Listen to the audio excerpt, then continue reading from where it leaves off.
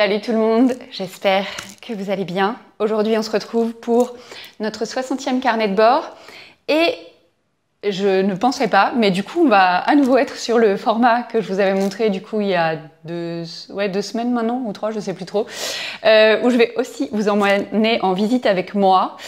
Et là, ça va être un petit peu différent de la fois dernière. Allez, on est parti.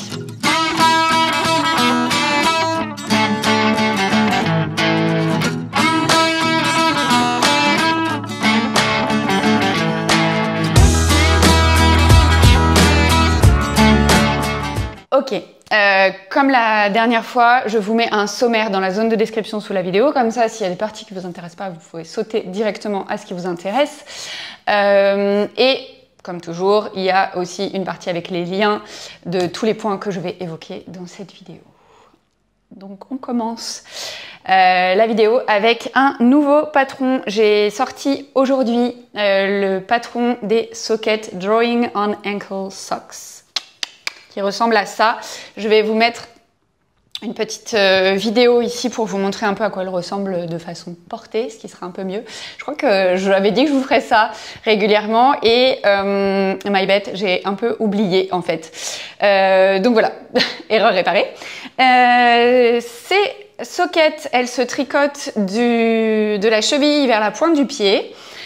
Elles ont un talon qui est renforcé en œil de perdrix et sur le devant, la partie qui est noire, hop, donc pas celle-là, le bout du pied, c'est juste du tricot, mais la partie qui est dessinée ici en zigzag et qui est noire, c'est fait en fait avec un crochet. Et il n'y a absolument pas besoin de maîtriser le crochet pour pouvoir faire ça. Comme à chaque fois que je crée un patron, je vous ai mis tous les liens vers toutes les vidéos qui vous sont utiles pour réaliser le patron. Honnêtement, si vous avez déjà tricoté au moins une paire de chaussettes, c'est tout à fait accessible. Et petite astuce, si vous n'avez pas de crochet, vous n'avez pas envie de faire du crochet, et bien en fait ça vous donnera des chaussettes avec de la dentelle sur le dessus. Voilà, où il y aura le zigzag, mais sans le motif qui fait ressortir le zigzag. Que dire d'autre? Oh, le fil, mes amis. J'ai utilisé pour créer cette paire de sockets le filet à chaussettes de Artemis Yarns. Un bonheur à tricoter. C'est mon frère qui me l'avait, enfin mon frère et mon ex-belle-sœur qui m'avaient offert des écheveaux à Noël dernier. Et donc dans les écheveaux, il y avait celui-là, là, cette petite couleur de licorne. Non mais mon Dieu, franchement déjà la couleur elle est ouf. Et il est hyper agréable à tricoter. Donc vraiment si vous connaissez pas ces fils-là, allez jeter un œil, c'est vraiment top top. Donc voilà, ça c'est tout pour le patron qui est donc sorti aujourd'hui et qui permet de tricoter encore un petit peu des sockets parce que c'est encore un peu l'été et qu'il est temps de porter des sockets.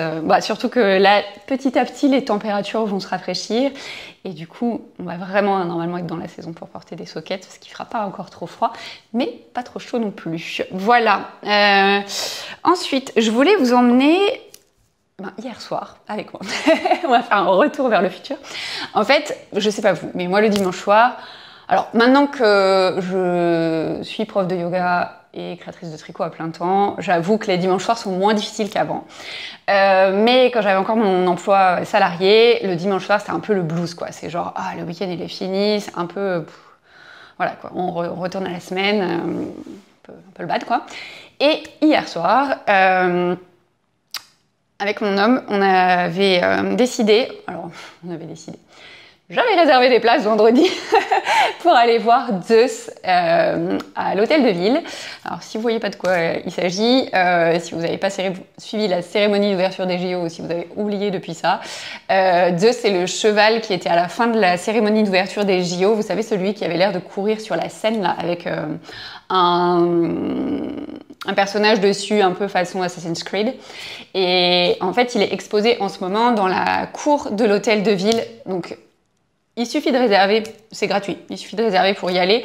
Je vous ai mis le lien vers le site des JO, normalement il y a tout dessus de ce que je vais vous raconter là. Et en fait, sachez que si vous n'avez pas réservé, vous pouvez quand même y aller. Le seul truc, c'est qu'en fait vous allez devoir faire un petit peu la queue parce que les personnes qui ont réservé, elles passent en priorité finalement. Mais honnêtement, hier soir, j'avais pas l'impression que les gens ils faisaient la queue très longtemps, donc si vous n'avez pas réussi à avoir des places gratuites, tentez le coup. Je pense que ça vaut le coup d'essayer d'aller le voir. Honnêtement, moi j'ai adoré. J'ai trouvé que Enfin, déjà, pendant la cérémonie d'ouverture des JO, j'avais été genre hyper impressionnée par le truc. Bon, on va pas se mentir, j'avais trouvé cette partie un petit peu longue. Mais technologiquement parlant, le truc est assez ouf. Et de le voir de près, c'était vraiment très très intéressant. Alors, il est immobile, il court pas quand là où il est exposé. Après, ce qui est sympa, c'est que ça permet aussi de voir une autre partie de la mairie de Paris. Moi, je sais que j'ai eu la chance de voir, alors, juste par des expos, mais aussi par mon métier, parce que je suis allée donner des cours de yoga dans la mairie de Paris. Différents endroits de la mairie de Paris, c'est franchement ce truc, on dirait Versailles, c'est assez ouf. Et du coup, cette cour-là, elle est aussi dingote, vous allez le voir sur les images. Hein. Et du coup, voilà, ça permet de voir ce cheval, voir l'armure aussi, elle est exposée à côté du cheval, de voir du coup la cour et de se poser un petit peu si vous voulez regarder les Paralympiques en ce moment. Il y a les écrans géants pour faire ça, puis il y a des spectacles aussi qui sont régulièrement proposés sur la scène de la terrasse des JO. Du coup les Paralympiques en ce moment. Nous, c'est ce qu'on a fait à la fin. On s'est posé un petit peu et en fait, on hésitait hier, et vous allez le voir sur les images, on y est allé, voir la vasque se lever. Ouais, moi, j'étais pas trop avec ces histoires de JO, ça m'a un petit peu pris la tête avant que ça commence. Et puis bon, bref, je polémiquerai pas là-dessus et je vous demanderai de ne pas polémiquer non plus dans les commentaires sur le sujet. Là, l'idée, c'est vraiment juste de vous filer des trucs à touristes à faire un dimanche soir dans Paris si, comme moi, vous avez un petit peu le blues du dimanche soir. Et donc, du coup, on est allé à pied jusqu'aux Tuileries voir la vasque se lever. Alors, pour l'anecdote, on n'a pas vraiment vu la vasque se lever parce que, comme des gros touristes, alors qu'on habite Paris depuis des années, on était en train de prendre des photos de la pyramide du Louvre.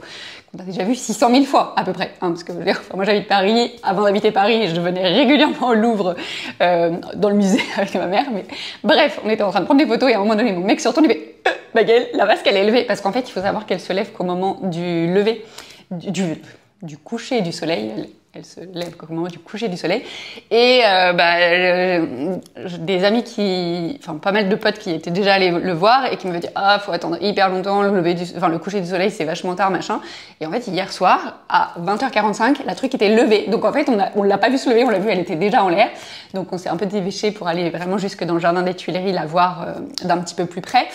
Même si c'est pas très très près, parce que pour la voir vraiment de très près avec la flamme olympique, là aussi il faut réserver. Moi, il y avait plus de place quand j'ai commencé à regarder ça. Et puis, j'avoue que moi, ce qui m'intéressait, c'était plus de la voir lever avec les lumières, le coucher du soleil, tout ça, c'est hyper beau. La voir de près, je pense que c'est intéressant, hein, mais bon, je pense clairement là, j'irai pas. J'ai plus le temps d'ici la fin des Paralympiques de me rendre dans l'espace. Et en plus, il y avait plus de place disponible quand j'ai regardé. Et c'était trop chouette parce qu'en plus, la Tour Eiffel s'est mise à scintiller juste après. Et encore pour l'anecdote, il faut savoir que quand j'étais en prépa, la tour dans laquelle j'avais cours le lundi soir avec ma prof de physique, on avait des TD pendant 2 heures le lundi soir. Et en hiver, en fait, le ciel, le soleil se couchait assez tôt. Et donc, on voyait la Tour Eiffel s'allumer. Et chaque lundi soir, donc c'était un lundi sur 2, j'avais TD avec cette prof de physique. Chaque lundi soir, au moment où la Tour Eiffel se mettait à scintiller, la prof arrêtait le TD et elle nous disait « Regardez la Tour Eiffel !» Mais genre vraiment comme des gros touristes et on s'arrêtait tous et on regardait cette Tour Eiffel. Et voilà, donc bref, ça m'a rappelé ces souvenirs-là et en plus, vraiment, c'était très chouette. Par contre, vous allez voir sur les images, c'était gavassé de monde. Hein. Enfin, vraiment, on était... le truc touristique comme il faut, mais en même temps, les gens sont c'est une bonne ambiance. Enfin voilà, c'est pas le métro à l'heure de pointe en temps de grève où c'est l'angoisse ou en temps de panne d'un truc. Là, c'est vraiment les gens sont venus parce que ils ont envie de passer un bon moment et donc l'ambiance est très détendue et même s'il y a du monde, c'était quand même pas du tout anxiogène parce que moi j'ai un peu du mal avec la foule et franchement c'était vraiment vraiment cool. Donc si vous avez un petit peu de temps, que vous êtes à Paris, voilà, c'est mon petit programme du dimanche soir anti-blues. Bon, là, ça va être compliqué parce qu'il reste qu'un seul dimanche soir pour la fin des Paralympiques. Et donc, peut-être faire ça en semaine pour sécuriser le truc parce que sinon, je sais pas quand est-ce que ça s'arrête, mais vérifier les dates et tout ça parce que vous pourriez être un petit peu déçus. Bon, après, la promenade d'aller au Louvre, d'aller regarder le soleil qui se couche au niveau des Tuileries, vraiment à faire toute l'année, hein, c'est hyper bien. Voilà. Ceci étant posé, c'était... la petite parenthèse touristique un dimanche soir à Paris. Je regarde comme ça parce que je vérifie que j'ai rien oublié de vous raconter. Du coup, oui, voilà. Donc ça, c'est tout pour la parenthèse touristique. On va passer maintenant, on revient au tricot. Le défi de l'été, là, des sockets pour l'été, il s'est terminé du coup le 31 août à minuit, donc c'était samedi soir. Mais les gens, vous êtes dingos. Il y a près de 4000 personnes qui se sont inscrites à ce défi. C'est quand même un truc de fou. Merci, franchement, merci d'avoir fait partie de cette aventure. Merci à la tonne de messages que j'ai pu recevoir. Mais ça me fait tellement chaud au cœur. Enfin, vraiment, je crois que... Je sais pas si vous vous rendez compte, mais c'est ouf de voir toutes les personnes tellement différentes qui ont pu partager ce moment tout ensemble. Différentes parce que l'âge, différentes parce que la localisation, différentes parce que plein de trucs, enfin vraiment, que des gens tous différents qui sont rapprochés par le tricot, moi ça m'émeut, enfin, vraiment. Et tous vos messages où vous avez dit que vous avez... Enfin, j'ai pas reçu de messages de gens qui n'auraient pas apprécié. J'ai juste des personnes qui ont eu des soucis et qui m'ont l'ont pas dit avant, qui n'ont pas reçu le patron. Bah, mais les gars, faut pas me le dire une fois que le défilé est terminé. J'ai passé, en plus, s'il y a des personnes qui ont eu des soucis et qui m'ont écrit, vous le savez, j'ai passé du temps avec chacune et chacun à régler les problèmes, à vous envoyer des liens pour que vous puissiez quand même télécharger le patron, tout ça. Donc, je suis vraiment désolée pour ces personnes-là, mais enfin, les gars, quand vous avez un problème, mais que ce soit avec moi ou n'importe qui d'autre, attendez pas, dites-le tout de suite, parce que sinon, après c'est trop tard. Là, clairement, maintenant, si aujourd'hui vous m'envoyez des messages au sujet du défi, je ne l'assure plus. J'allais dire le service après-vente, il n'y a pas eu de vente sur le coup parce que c'était gratuit, mais là, c'est fini, le défi, il est fini, je ne vérifie plus pourquoi vous n'avez pas reçu les trucs, quoi. Enfin, puis vous vous rendez bien compte qu'avec 4000 personnes qui sont inscrites, déjà, j'ai pris le temps au fur et à mesure de répondre à tous les mails, même encore aujourd'hui, là, je réponds quand vous mettez des commentaires sur Ravelry, sur Insta et tout ça, je réponds toujours. Par contre, je fais plus le service de j'ai pas reçu le patron. Là, maintenant, d'ailleurs, le patron, du coup, je vous avais prévenu, maintenant que le défi est terminé, le patron est devenu payant. Vous pouvez l'acheter sur Ravelry, donc du coup, si c'est quelque chose qui vous tient à cœur d'avoir absolument ce patron, vous pouvez tout à fait vous le procurer de façon, du coup, payante sur Ravelry.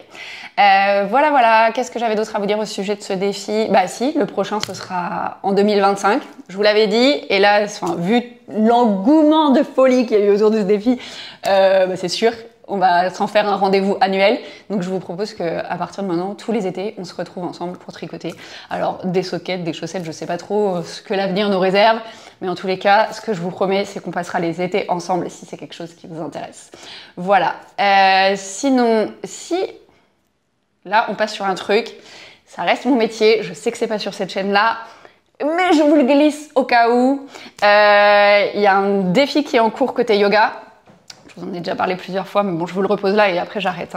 Il s'agit de se reconnecter à soi-même grâce au yoga. Que vous n'ayez jamais fait de yoga, que vous en fassiez déjà un petit peu, beaucoup, passionnément à la folie. Pas du tout, du coup. Le défi, il est pour vous. Ce sont des petites séquences courtes à réaliser chaque jour. Vous démarrez quand vous voulez. S'il y a des séances qui sont pas OK, vous les sautez. Si tous les jours c'est pas OK, vous pouvez faire un jour sur deux. De toute façon, les vidéos, elles seront mises en ligne au fur et à mesure sur ma chaîne YouTube et elles vont y rester. Et là, pour le coup, contrairement au tricot, ça va rester gratuit sur ma chaîne YouTube. Et si vous voulez avoir un calendrier complet de toutes les pratiques pour un peu mieux vous organiser, il suffit de vous inscrire. Pareil, je vous ai mis le lien dans la zone de description sous la vidéo. L'inscription, elle vous permet donc du coup de pouvoir télécharger ce calendrier gratuit et d'avoir des petits mots d'encouragement de ma part, mais aussi d'accéder au forum sur Discord, un peu ce qu'on avait fait côté tricot. J'ai vu que ça aidait beaucoup de monde à tenir le cap et à se motiver et tout ça, donc du coup j'ai fait exactement la même chose côté yoga. Donc c'est un serveur différent, j'ai un serveur côté tricot, un serveur côté yoga sur Discord, pour la même raison que j'ai une chaîne YouTube pour le tricot et une chaîne YouTube sur le yoga, parce qu'il y a des gens qui ne sont pas intéressés par les deux, du coup je sépare les deux éléments. Voilà, donc si jamais ça vous intéresse, en particulier si vous avez pas mal de douleurs dans le dos, vous savez qu'il y a des trucs qui sont un peu pénibles parce que vous bougez peut-être pas assez, ce sera peut-être l'occasion de réparer tout ça. Le yoga n'étant pas un truc miracle, et si vous avez des vraiment gros soucis de santé, voyez avec votre médecin avant d'aller bricoler des trucs par vous-même, évidemment. Sinon, qu'est-ce que je voulais vous dire ? Tant que j'y suis, en parlant de tricot et yoga, et là pas séparé, j'ai eu à nouveau une inscription la semaine dernière, ma pote Estelle, chérie si tu passes là, merci, pour la retraite tricot et yoga du mois d'octobre. Donc actuellement, il y a 6 personnes qui sont inscrites. La retraite, elle aura lieu du 11 au 13 octobre. Donc éventuellement, il vous faut poser votre vendredi après-midi ou votre vendredi complet en fonction. On commence le vendredi en fin de journée et on termine le dimanche. Alors je dis ça, en vrai, c'est pas très malin de ma part parce que je sais qu'il y a des gens qui bossent le week-end et que peut-être du coup il faut poser aussi les 2 jours du week-end. Mais pour des gens qui ont des horaires un peu plus mainstream, on va dire, enfin oui, des horaires de travail, enfin, des créneaux. Enfin, vous avez compris, bref. J'arrête là. Donc bref, il reste 4 places. Sachez juste que si c'est quelque chose qui vous intéresse, tardez pas trop parce que moi je vais devoir clôturer les inscriptions le 30 septembre. Pour la simple et bonne raison que la personne qui nous accueille chez Happy Ferme, elle a besoin d'avoir toutes les infos qui vont bien avant la retraite, hein parce qu'elle doit faire les courses pour nous faire à manger, parce qu'elle doit préparer les chambres, parce que, voilà, hein, on fait pas des trucs au dernier moment. Donc vraiment, si c'est un truc qui vous intéresse, zone de description dans la vidéo, il reste 4 places. De mémoire, il doit en rester 2 en chambre quadruple et 2 en chambre double. Donc vous pouvez même vous inscrire entre potes et du coup avoir 2 places ensemble. Voilà, voilà. Et si j'ai un dernier truc à vous dire, actuellement, vous avez vu, je ne vous ai pas montré ce que j'étais en train de tricoter. Ben, c'est tout simple, c'est parce qu'en fait, c'est un nouveau patron. Et donc, je vais bientôt avoir besoin de gens pour le tester. Si c'est quelque chose qui vous intéresse, je vous mets le lien dans la zone de description sous la vidéo. Ce patron-là, ce sera un patron qui sera destiné à mon abonnement en ligne Niten Yoga. Encore un moyen de lier le tricot et le yoga si c'est quelque chose qui vous intéressait. Et du coup, comme tous les patrons qui sont proposés dans le cadre de cet abonnement-là, sachant que le patron est aussi en vente à part sur Ravelry, si la côté yoga ne vous intéresse pas, je vais avoir besoin de 3 niveaux, enfin il y a 3 niveaux de difficulté, donc même si vous débutez complètement le tricot de chaussettes, vous pouvez tout à fait participer au test. Voilà. Bah écoutez, je pense qu'on a fait le tour pour aujourd'hui. Merci d'être encore là. La semaine prochaine, on se retrouvera pour un petit tuto.